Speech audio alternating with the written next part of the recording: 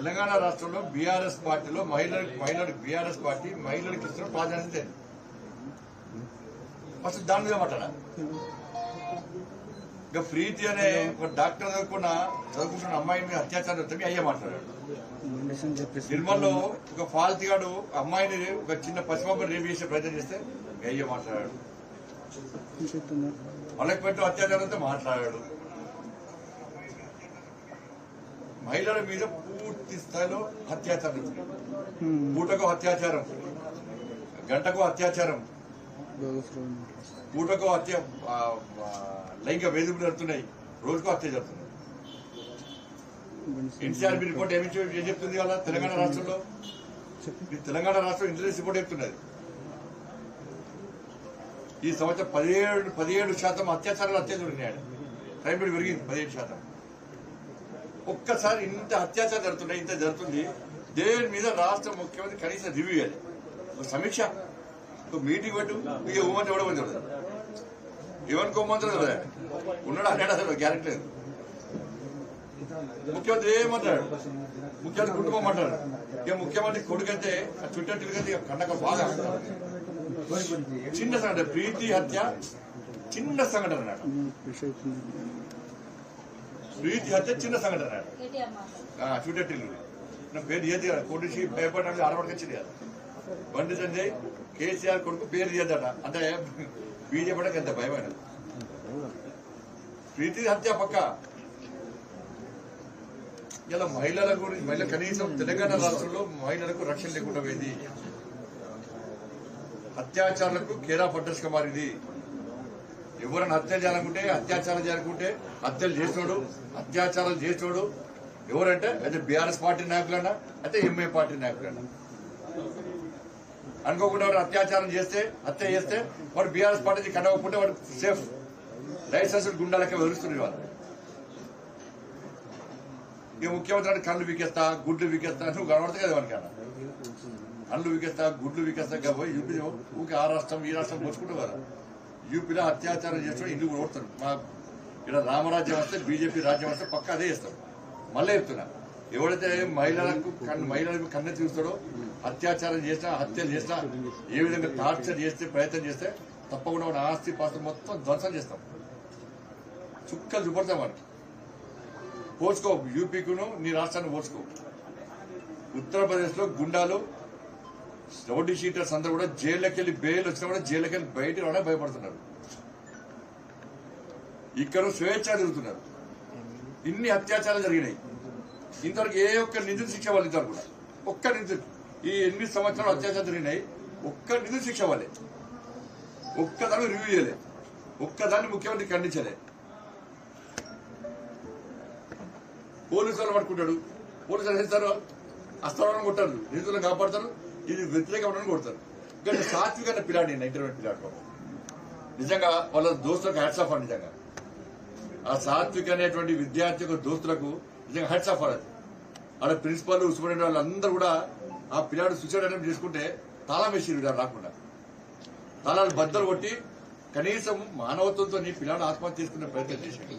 మనం కాపాడాలని చెప్పి కనీసం పసి పిల్లాడు, ఇంటర్మీడియట్ పిల్లాడు కాపాడే ప్రయత్నం చేస్తున్నాడు. తోటి పిల్లలు పోయి, స్టూడెంట్స్ పోయి, వాళ్ళ దోస్తులు పోయి రోడ్డు మీద 2 వీలర్ తీసుకొచ్చుకోండి బతలాడి ఇక అబ్బాయిని కాపాడే ప్రయత్నం చేసి డేరుగా మా చదువులు వాళ్ళు బెదిరిస్తాడు. వాళ్ళని బెదిరిస్తాడు, కాలేకే నేను వస్తాను.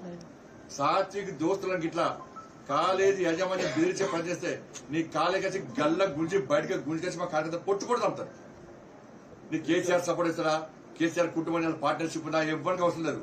సాత్విక్ దోస్తులను మళ్ళీ బెదిరించే ప్రయత్నిస్తున్నారు. వాళ్ళ కుటుంబ సభ్యులు నేను భరోసా ఇస్తున్నా. సాత్విక్ స్టూడెంట్స్ వాళ్ళ పిల్లలను ఇట్లా బెదిరించే ప్రయత్నం చేస్తే నీ కాలేకొచ్చి ఒక గుంజుకొస్తాం బయటకి.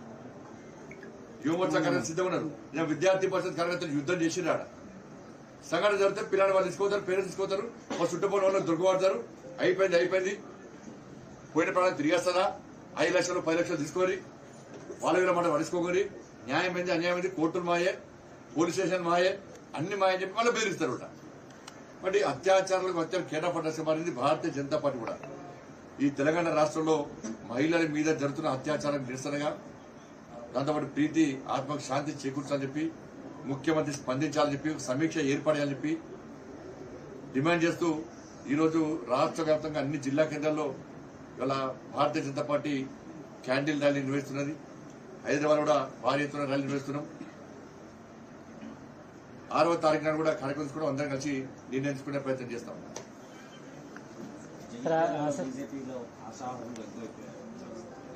మీరేంటున్నా చాలా సందర్భంలో బీజేపీ క్యాండిడేట్ అది ఎక్కువ మంచి విషయం ఖుష్ఖబర్ అన్న. చాలా మంది బయట బీజేపీ క్యాండిడేట్ లేరు అంటున్నారు. 7 ముగ్గురు పోటీ ఉన్నారు. దేశంలో గ్యాస్ ధర పెంచారు, పెట్రోల్ ధర పెంచారు, అదేవిధంగా అన్ని పెట్రోల్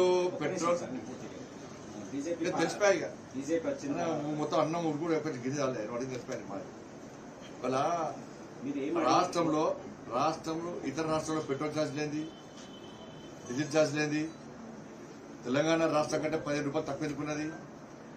భారతీయ జనతా పార్టీ ప్రభుత్వం వస్తే పక్కా ఇలా 15 రూపాయలు తగ్గిస్తాం. ఇలా అడిగేటోళ్ళకి సిగ్గుండాలి వాళ్ళకి. బీఆర్ఎస్ పార్టీ వాళ్ళకి 9 సంవత్సరాల్లో 7 సార్లు ఆర్టీసీ బస్ ఛార్జీ పెంచినావు, 9 సార్లు కరెంట్ ఛార్జీలు పెంచినావు, నల్ల పన్ను పెంచినావు, రిజిస్ట్రేషన్ ఛార్జీలు పెంచినావు. ఎందుకు మాట్లాడతావు దాని మీద? గ్యాస్ ధరలు పెంచడానికి సమర్థిస్తలేము. ఇలా ఉక్రెయిన్ అక్కడ యుద్ధం జరుగుతున్నది. అంతర్జాతీయ మార్కెట్లో ముడి సముద్రాలు పెరిగినాయి. ఇలా మోడీ గారు కూడా ప్రజల బాధలు గుర్తించి తగ్గించాలని చెప్పి ఆలోచిస్తున్నారు. తగ్గించాలని మేము కోరుతున్నాం. బట్ నువ్వేది వచ్చాల్సిన ఎవరు వ్యాట్ పెడితే పుట్టుబడి నమ్ముతున్నావు. నీ ఆర్టీసీ అధికారులు సర్కారు ఇచ్చారు, పక్క రాష్ట్రంలో డీజిల్ వచ్చుకోమని చెప్పండి. కరెంట్ ఛార్జ్, ఏసీడీ ఛార్జ్ అని, బీసీడీ ఛార్జ్ అని చెప్పి అడ్డవరు వసూలు చేస్తున్నావు. 100% పెంచినావు, మళ్ళీ పెంచడానికి ప్రయత్నం చేస్తున్నావు. కరెంట్ ఛార్జ్, బస్ ఛార్జీలు 7 సార్లు పెంచాడు 9 సంవత్సరాలు. రికార్డు అది. ఇందుకే వాళ్ళ కోమరెడ్డి వెంకరెడ్డి చెప్పింది బీఆర్ఎస్ టీఆర్ఎస్ కాంగ్రెస్ ఒకటే. నేను చెప్పలే కదా, బీఆర్ఎస్ కాంగ్రెస్ ఒకటే అని నేను చెప్పలే. ఆ పార్టీకి సంబంధించిన ఎంపీ ప్రజల చేత గెలుపొందినటువంటి వాళ్ళ అతి ముఖ్యమైన నాయకుడే. ఢిల్లీ వేదికగా బీఆర్ఎస్ కాంగ్రెస్ ఒకటే. ఎన్నికల ముందు కలవద్దనుకున్నాం, ఎన్నికల కలిసి పోడేద్దనుకున్నాం, ఎన్నికల తర్వాత అధికారం పంచుకుందాం అనుకున్నా చెప్పి వాళ్ళు అయిపోయారు. కాంగ్రెస్ పార్టీకి ఓటేస్తే బీఆర్ఎస్ ఓటేస్తే, కాంగ్రెస్ పార్టీకి ఓటేసి గెలిపిస్తే వాళ్ళు వేరు, వాళ్ళు బీఆర్ఎస్ పార్టీకి హోల్సేల్ గా సిఎల్పీ హోల్సేల్ గా టీఆర్ఎస్ ఎరిగారు. ప్రజలు ఆలోచిస్తున్నారు బీఆర్ఎస్ పార్టీకి కాంగ్రెస్ ఓటేస్తే ఎలా అది బీఆర్ఎస్ చేసినట్టే. వాళ్ళ ఆది నాయకత్వమే భయపడుతున్నది. ఆ strategist Congress party TRS party strategist వీళ్ళు వచ్చి ఢిల్లీలో ఏసీసీ భవన్లో కలిసిర్రు. మన పార్టీ గెలిచినా కూడా వాళ్ళు వేది కష్టపడి గెలిపిస్తే వాళ్ళు వేది మళ్ళీ టీఆర్ఎస్ పార్టీకి పోతున్నారు. పైసలకో వాటికో వేసే బుక్కలకు భయపడి ఆలోచించారు పోతున్నారు. కాబట్టి ఎందుకు కష్టపడాలి? కలిసి పోటీ చేద్దాం అనుకున్నారు కాంగ్రెస్ పార్టీని బీఆర్ఎస్ పార్టీ. అనౌన్స్ చేశారు, లీక్ చేసారు బయటికి. వాళ్ళ కార్యకర్తలు కొంతమంది వ్యతిరేకించారు. ఇప్పుడే వద్దు, ఇప్పుడే అయిపోతే బీజేపీ ఇప్పటికే బాగా స్ట్రాంగ్ ఉన్నది ఇలా.